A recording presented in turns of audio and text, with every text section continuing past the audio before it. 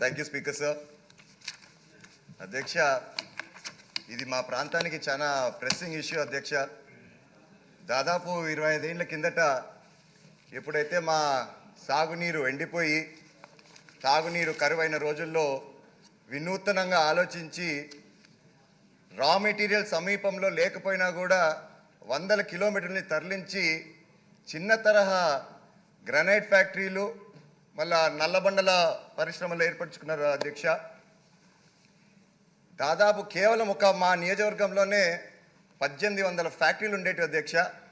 మీరు ఒకటి గమనించాలి అధ్యక్ష, ఇక్కడ ఉండేటివి అన్నాను ఎందుకంటే గత ప్రభుత్వం పెంచిన విద్యుత్ ఛార్జీలు అయితేనేమి రాయితీలు అయితేనేమి కట్టుకోలేక దాదాపు చాలా మూతపడిపోయినాయి అధ్యక్ష.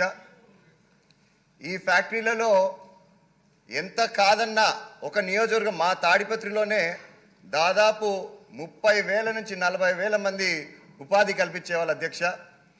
కానీ ప్రస్తుతం ఈ ఫ్యాక్టరీస్ అన్ని మూతపడిన వల్ల కేవలం దాదాపు 20,000 మంది రోడ్డును పడ్డారు. మరి లోకేష్ గారు పాదయాత్ర తర్వాత శంకారామం పెట్టినప్పుడు ఆ మీటింగ్లో నేను ఇదే విషయం లేవనెత్తితే ఖచ్చితంగా మన ప్రభుత్వం వచ్చాక వీళ్ళకి న్యాయం చేద్దామని అన్నాడు. ఈ విద్యుత్ ఛార్జీలు ఇప్పుడైతే అధ్యక్ష దాదాపు 8 నుంచి 9 రూపాయలు ఉన్నాయి.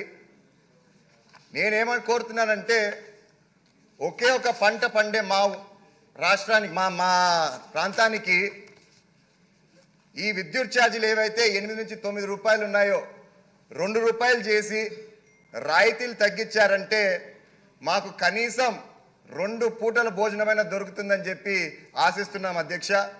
సో దయచేసి మన హెచ్ఆర్డి మినిస్టర్ గారిని అయితేనేమి అదేవిధంగా స్మాల్ స్కేల్ ఇండస్ట్రీ మినిస్టర్ని అయితే నేను కోరేది దయచేసి దీనిపైన కొంచెం దృష్టి సాగించండి మరొక్కసారి మీ ద్వారా కోరుతున్నా అధ్యక్ష. 0 అవర్ ముగిసిందండి.